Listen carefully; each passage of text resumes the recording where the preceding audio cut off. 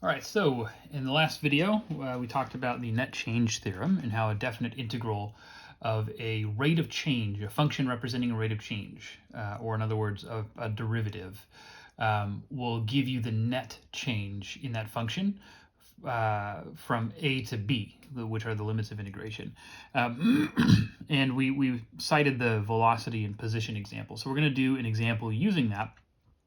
It says the velocity of a particle moving along a line at time t is given by v of t equals t squared minus 2t minus 3. We want to find the displacement and the distance traveled by the particle over this interval, 2 to 4.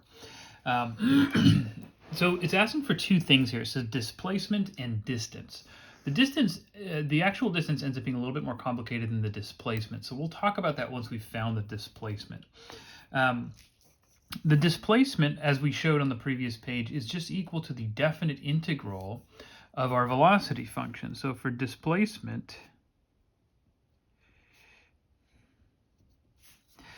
we're just looking at the integral from 2 to 4 of my function v of t, t squared minus 2t minus 3 dt.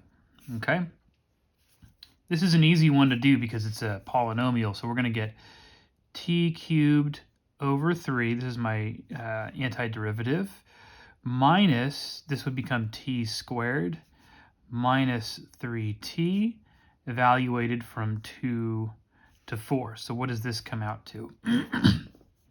This would be 4 cubed over 3 minus 4 squared, minus 3 times 4 minus, and then let's use parentheses here, or brackets, 2 cubed over 3 minus 2 squared minus 3 times 2. Okay, this would be equal to 64 thirds. We're going to do a little bit of arithmetic here. Minus 16 minus 12. Distribute that minus sign in. Minus 8 thirds minus, actually plus 4, minus would make a plus, and plus 6, okay? If I take the fractions together, 64 thirds minus 8 thirds, that would be 56 thirds. And then here, 4 plus 6 is 10, plus negative 16 would be negative 6, plus negative 12 would be negative 18, minus 18, which is the same thing as, what is 18 times 3? That would be 54 thirds, or comes out to 2 thirds. Okay, so my total displacement after doing all that arithmetic is 2 thirds. But I want to talk about what that means for a second before we get into the topic of distance, the total distance traveled.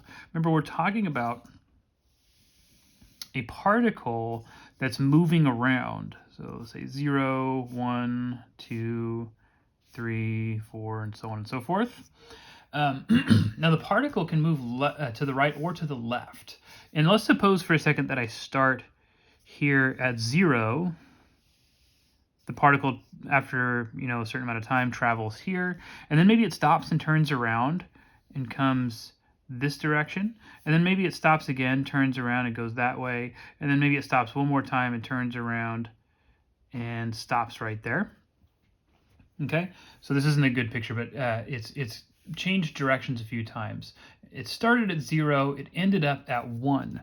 That means its total displacement was just 1. Even though it traveled a lot more than just 1 unit, the displacement is only the difference between its ending position and its starting position, right? It doesn't take into account all the stuff that happened in between. If I wanted to talk about total distance, let's write this as displacement. If I wanted to look at the total distance traveled, then I would have to take into account how long each one of these arrows is. So for example, if I travel from here to here, that's 3 units. And then if I go from 3 down to, let's call this like 3/4 right there maybe. So that would be a total of 2 3/4 that I traveled there. And then from here to here, let's say that this goes to like 1.5. So from 3/4 to 1.5, that's another 3/4. That's the length of this arrow. This looks like it could be about 1/2 in length. Or no, sorry, it goes from, 1.5 to 1, so that's like plus 1/2. So the total distance traveled is actually a lot more. Let's see, 2 3/4 plus 3/4 is 3.5, plus 1/2, that's 4, plus 3, that's 7. So even though my displacement was only 1, the total distance traveled was 7. And what ended up happening there is the change in direction. I had to account for all the lengths of those arrows. So what does it look like when we change direction in a problem like this? Well, every time we move to the right, we know that we're looking at our velocity and it's positive.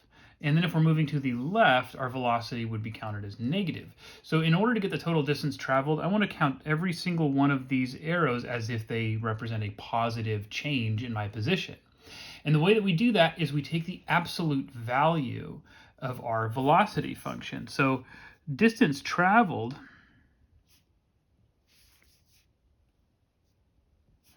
is going to be equal to the integral from 2 to 4 of my velocity function, but in absolute value. That, okay? Now, here we get into something that's a little bit tricky the first time you learn it, but how do you find the integral of the absolute value of a function?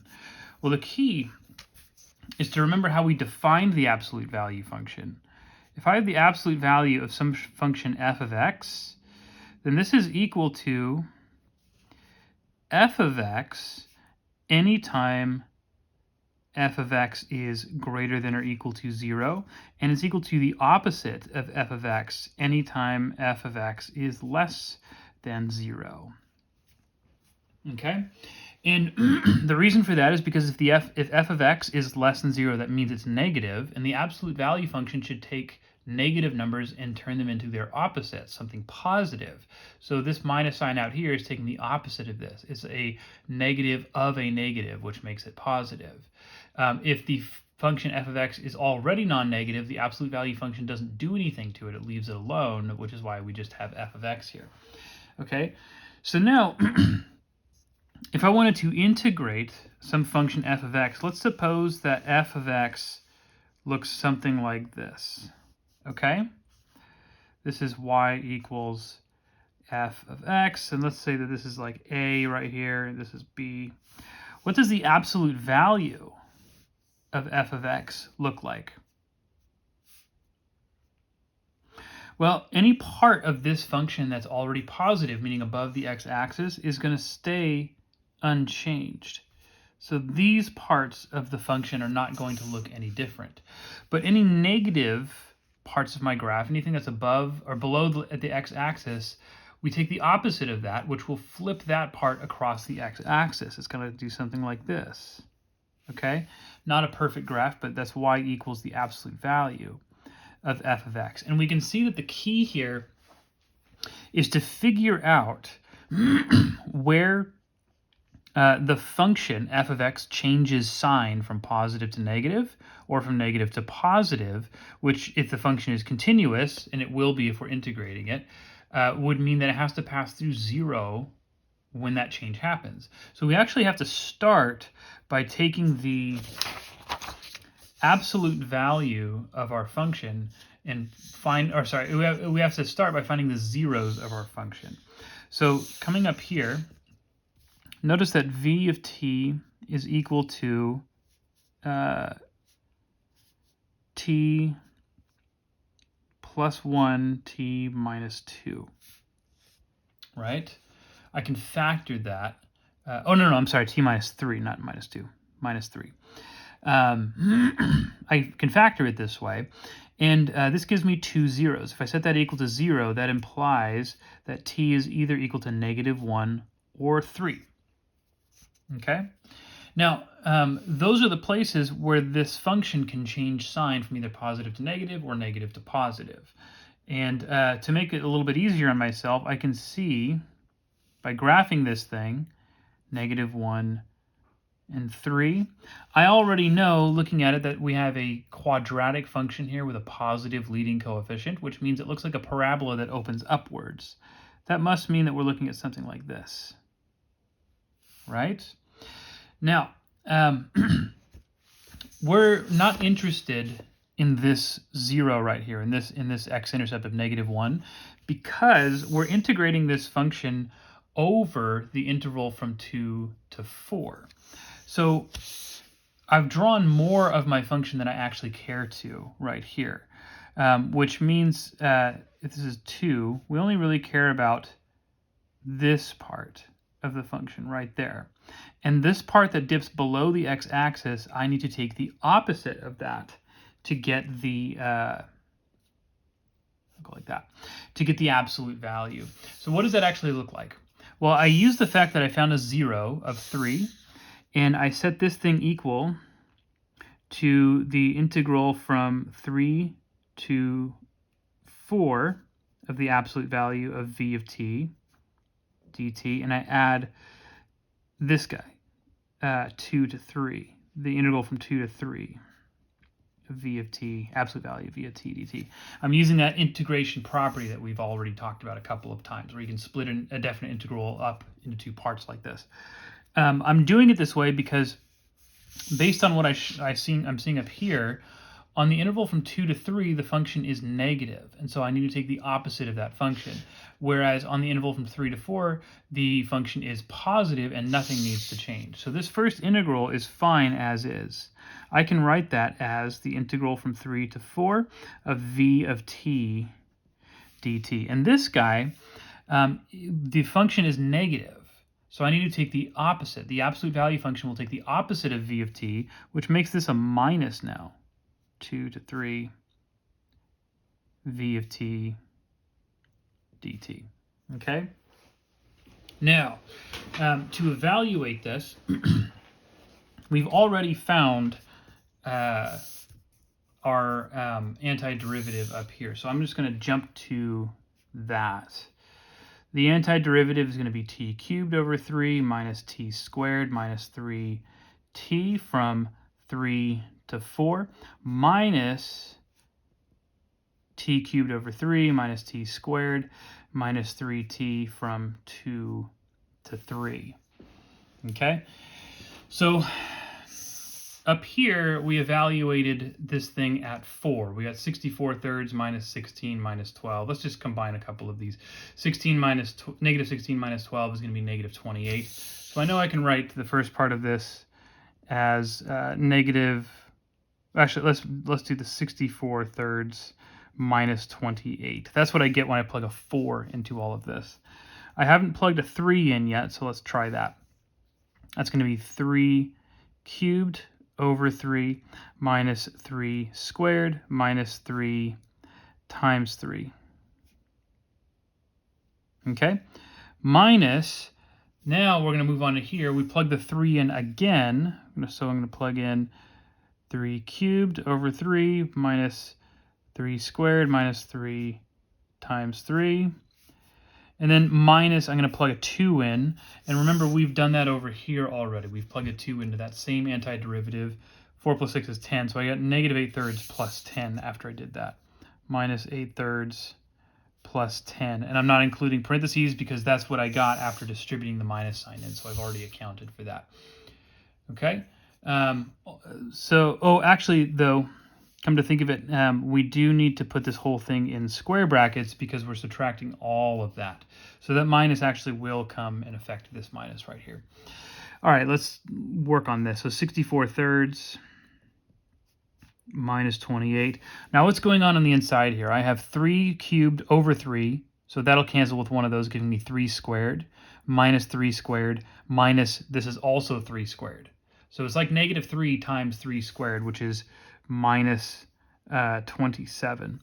Although, actually, hold on. This is, let me back that up. This is 3 squared over 3, that's 9, minus 9. That's 0, minus 9, so that's negative 9. Another negative here makes that like a plus 9. All right, here I have this minus, and I'm subtracting all of this stuff. It's the same stuff that I had in here, so this is also going to be a minus 9 right there. a plus 9. And then here, the negative is going to change the signs of these guys. So that becomes plus 8/3 minus 10. Okay, let's do as much simplifying as we can. So 64/3 plus 8/3 is going to be 72/3. Negative 28 plus this is like 18, that'd be negative 10. And then here's another negative 10, so that's like minus 20. 72/3 is the same thing as 24. So I have 24 minus 20, which is 4. Okay? A lot of arithmetic there. But notice my total distance traveled is different from my displacement of 2/3. And that's because we took the absolute value first. This is how you deal with the absolute value of a function when you're integrating it. All right.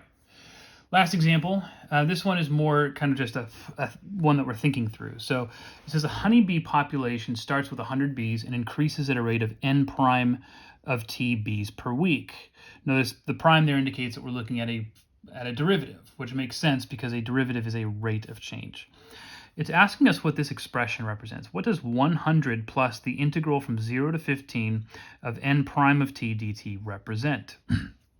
Well, the 100 here appears to be coming from the 100 here. So it says that we start with 100 bees, and then there's an increasing number of bees over the course of several weeks. The net change theorem would say that this integral, prime of t dt, is the net change in the bee population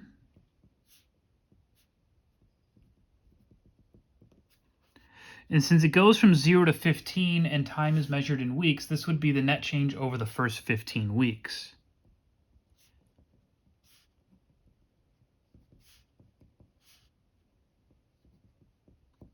So what am I getting when I'm adding 100 to that? Well, when we say net change in population, and because the population is only increasing, this is going to tell us how many additional bees are added to this population over the course of those 15 weeks.